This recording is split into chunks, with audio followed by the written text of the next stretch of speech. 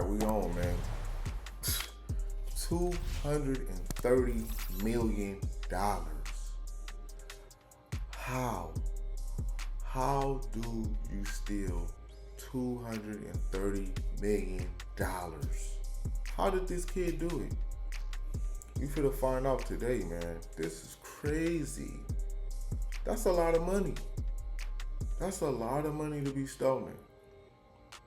We finna find out how he did it, man. I got this video. I want y'all to react with me, man. I want y'all to give me your honest opinion, man, and tell me if y'all ever heard of a story like this before, because this is crazy. This is crazy. Let's get right into it. Let's get right into it, dog. Let's go. No.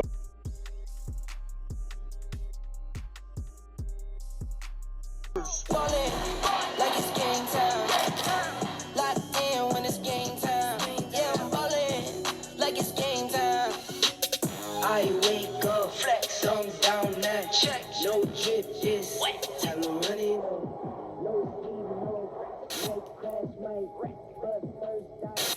It's the 19th of August, 2024, the day a group of young adults carried out one of the largest crypto heists ever recorded. 20-year-old Malone Lem, 18-year-old Viraj Atal.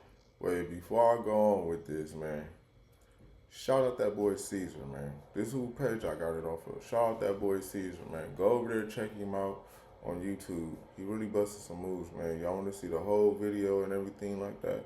Go over there and check him out. Well, I mean, he got some other videos too over there that he got going. But let's get back into it. Shout out to Caesar, man. 21-year-old Jandiel Serrano, Danish Can and Chen. These kids targeted a single Genesis creditor who had no idea they were about to lose a staggering $230 million worth of Bitcoin. But how did they pull it off? Were they expert hackers with advanced coding skills? Well, it was much simpler than it seems. These scammers did something very clever. They hacked into basic human nature.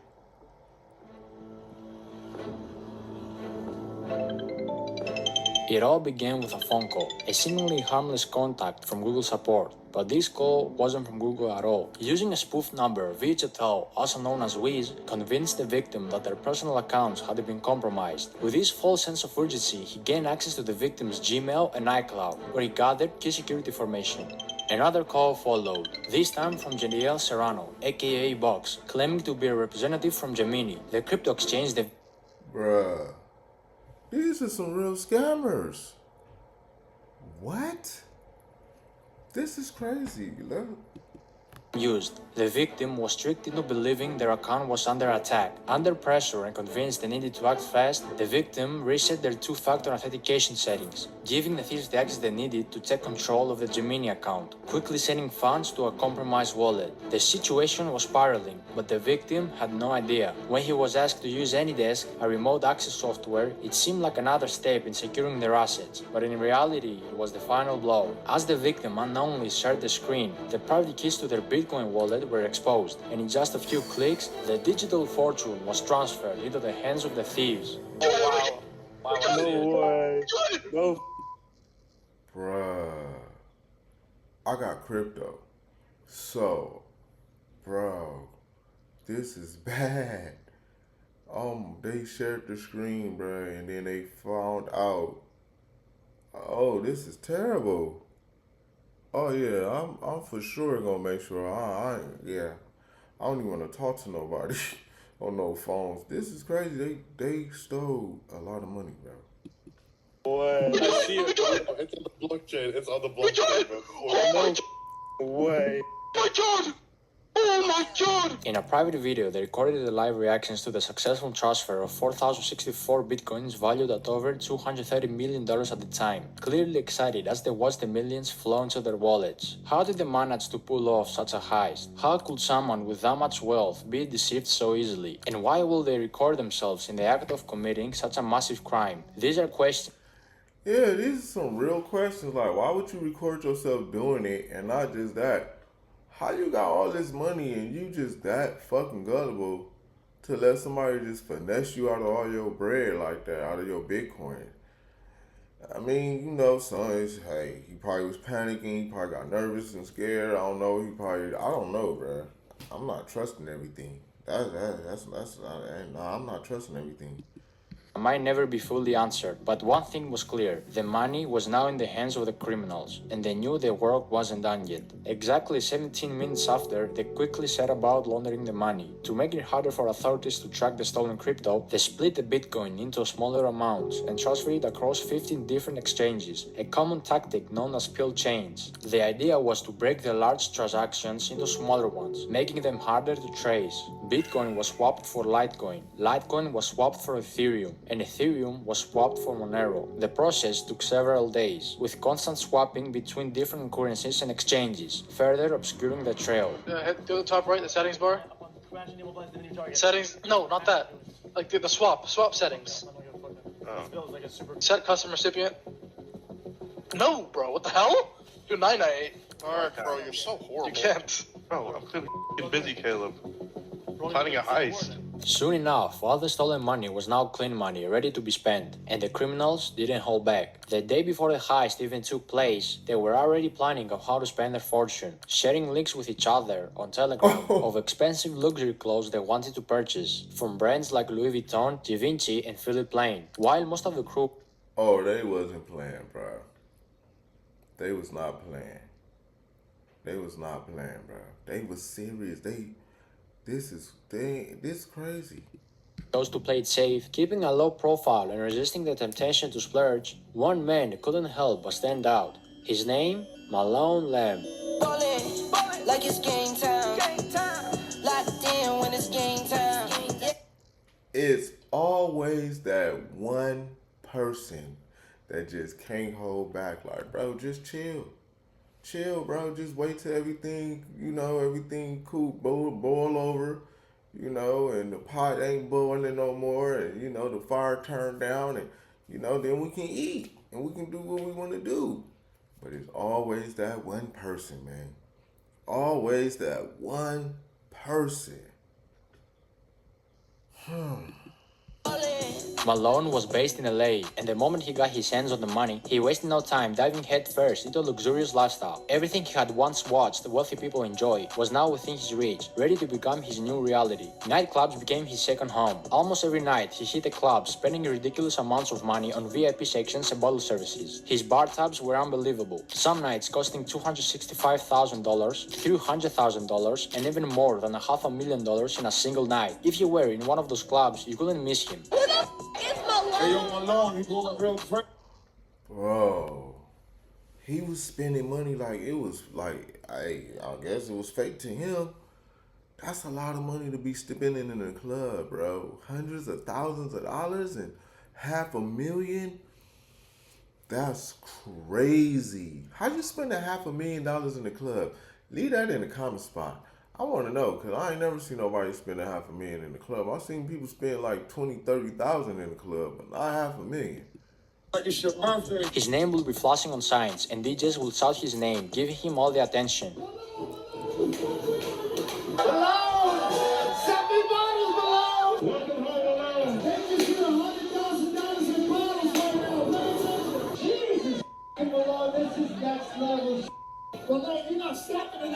He quickly became everyone's favorite, because whenever he was around, everyone got to drink for free. He threw around cash like it was nothing, and one time he even hated a DJ a massive 6-liter bottle of Golden Ace of Spades champagne, which could cost anywhere from $25,000 to $60,000. Another time he tipped a DJ $2,000 and had all the unapple bottle. Wait, bro, so that bottle costs that much money? That's a lot of money for a bottle of liquor, bro. I'm not a liquor person, so I personally don't care about liquor, but man, that's a lot of money for a bottle, bro. For one bottle?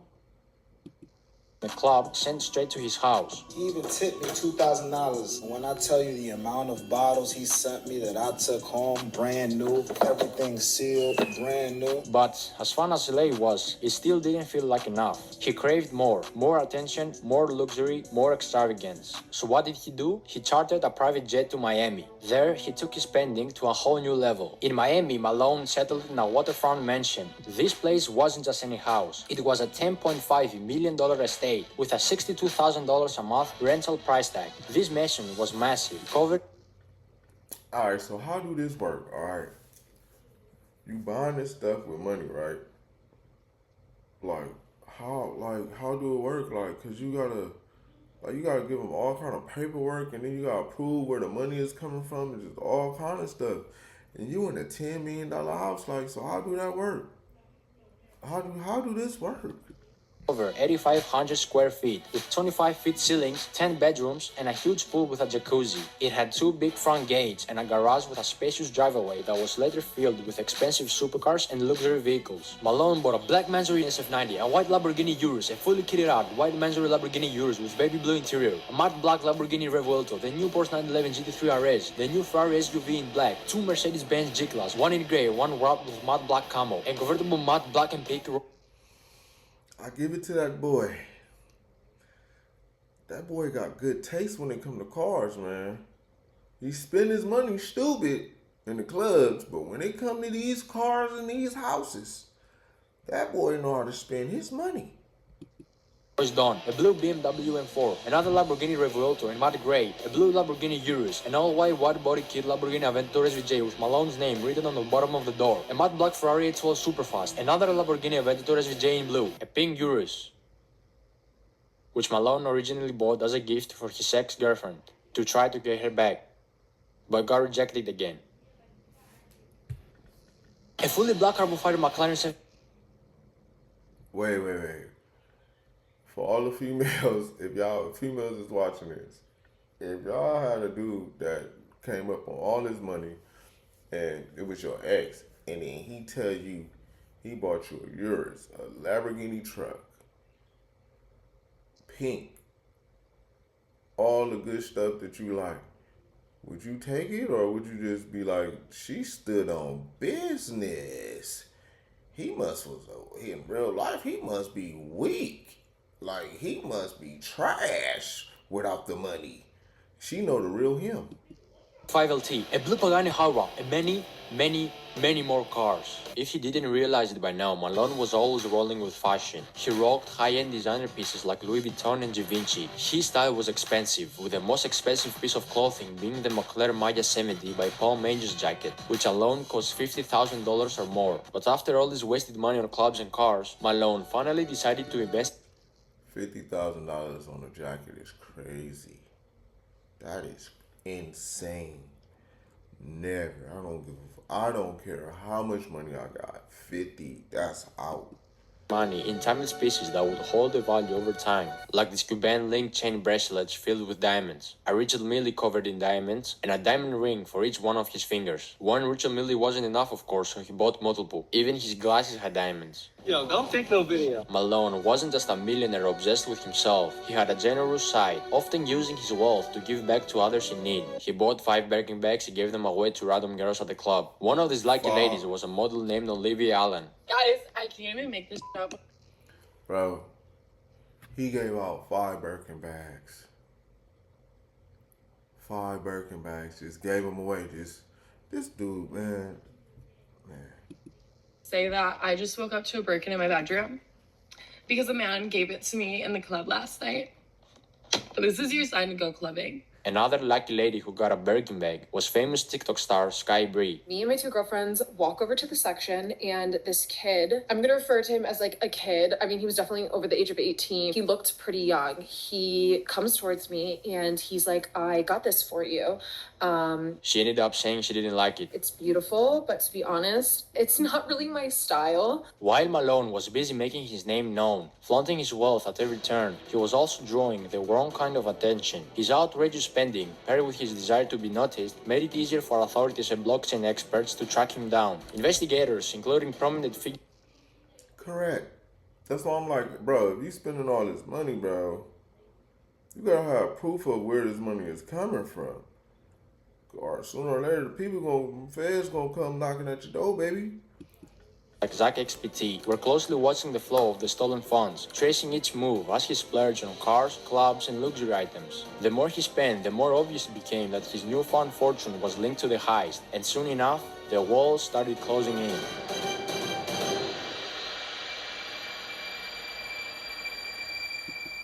Now I wonder if Malone gonna be out here snitching. telling on all his partners and all that because I ain't hearing nothing about his partners doing nothing. Let's see what's up. Malone thought he was untouchable, but behind the scenes, law enforcement and experts like Zach XPT were already connecting the dots. Through his flashy spending, investigators tracked large transactions linked to the stolen Bitcoin, using blockchain analysis to map out the movement of funds. What's more, both Box and Wiz slipped up during the process of laundering the funds. On several occasions, they accidentally leaked the stolen funds with their personal assets. Wiz, for example, also leaked his full name during a screen recording, while Box reused deposit addresses, making it easier to trace the funds back to them. These mistakes, combined with recorded conversations and digital footprints, painted a clear picture of the criminals' activities. By mid-September 2024, the FBI and other authorities had gathered enough evidence to act. On the 19th of September, federal agents raided Malone's Miami mansion, where he was arrested, surrounded by all the luxuries he had bought with a stolen fortune. We have boom. And, we thought that was shooting in the neighborhood. And we saw a lot of police. This was something that never happened in this neighborhood. Most of the time was a lot of party. It was party because I can hear from my house the music. It was a stark contrast. Malone, who had lived like a king for just a short while, was now being led away in handcuffs. Authorities were able to freeze over $9 million in stolen funds, with $500,000 already returned to the victim. However, a significant portion of the stolen money remains in cryptocurrency wallets. Oh, imagine that. You get your money back. You don't even get all your money back. You get back a little bitty baby piece of your money back. Oh my God, I know that man's sick. Whoever that is that they stole the money from is sick. And then he still got money out there in other wallets. This is crazy. Of making this video, $21 million linked to Box is still sitting in one wallet, while Virch et al., also known as Wiz, has around $39 million tied up to his account. Additionally, $4 million of Malone's funds remain untouched in another wallet. But what happened to everything else he bought? The cars, the clubs, the private jets, and all the flashy stuff? See, when a criminal buys luxury items, like cars, with stolen money and later gets arrested, the government steps in and seizes those assets through a process called asset forfeiture. This allows law enforcement to take control of anything purchased with illegally obtained funds, such as cars, houses, or expensive jewelry. Once these assets are seized, they are usually put up for auction. In many cases, dealerships or buyers, including the same dealer who originally sold the cars, can purchase them again, often at a lower price than they were initially sold for. The money made from these auctions then is used in a couple of ways. A portion of it will go toward compensating the victims of the crime, helping to recover some of the stolen funds, while another portion could be used to cover the cost of the investigation and legal proceedings. If the victim is lucky, he can get 50 to 65% back after the auction and administrative fees, the cut the investigators will get. However, in Malone's case, 3 of the cars he purchased, the Mandatory Lamborghini Urus, the Lamborghini Revuelto, and the Porsche 911 GT3 RS, were later transported to LA following his arrest. These cars were spotted by EFF Spot, a popular YouTuber who is known for his rare and expensive car spotting videos. In this particular video, both the Revuelto and the Porsche appeared with noticeable damage. The Revuelto had significant front-end damage, while the Porsche was dented in the rear, suggesting that the Revuelto had likely rear-ended the Porsche. This kind of damage will undoubtedly decrease the value of these cars when they go to auction, significantly reducing the amount the victim. Long story short, don't commit crimes. Straight up, bro. Especially if you don't want to do the time, bro. Now, we're going to keep going and see if he got locked up or whatever. And see how much time he got because, bro, they came and took everything. But the crazy part is he still got money. He still got money, so when he get out, he still got that money, bro. Whew, he still left. Cover. The same process will apply to the clothes, jewelry, watches, and designer glasses that Malone purchased. These luxury items are likely to be seized by authorities and auctioned off as part of the asset recovery process. High-end watches, such as his Richard Mille pieces, are particularly valuable and could bring in significant amounts at auction. While designer clothes typically depreciate in value, Malone's expensive pieces will still hold enough worth to help recover the funds for the victim. As for the wallet spending in clubs, that money is pretty much gone. When you blow $500,000 in a single night on bottle services, tips and VIP sections, the clubs aren't held responsible for giving it back, especially if they had no clue the money was stolen. Same goes for the private jets. Those jet companies provided a legitimate service, so the money Malone spent on his flights is long gone. In conclusion, while most of the big ticket items can be seized and auctioned, much of what Malone spent on services, like clubs and private jets, is lost for good. This story isn't just about a major heist or the luxurious lifestyle Malone enjoyed for a brief moment. It's a lesson in greed, the dangers of showing off wealth that wasn't earned, and how quickly everything can come crashing down. Despite all the money spent, the nights out, and the flashy purchases, Malone's dream life was built on stolen funds, and it was only a matter of time before it fell apart. Authorities might recover some of the stolen money, but the damage done to the victim and the recklessness of Malone's spending spree are a reminder of how easily things can slip away. For Malone and his friends, what started as a wild ride of lavishness ended in arrests and their names tied to one of the biggest crypto crimes in history. In the end, this heist shows us that no matter how clever the crime or how big the payout, the law always catches up, and the price they paid was far greater than the short-lived luxury they enjoyed.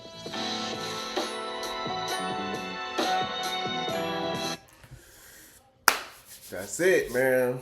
So, what y'all think? So, tell me what y'all would do if y'all had all that money. Would y'all have spent it like he did? Or would y'all have held out and hold on to it? But the thing is, though, is that he didn't totally lose all the way. He lost, but he didn't take a complete loss because he still got money out there. He still got millions of dollars. Smart. Stupid, but smart. Leave your comments in the comment space, man. Tell me what you think about this video. And tell me what you would have did with the money if you had it. Till the next time, man. We out this joint. Let's go.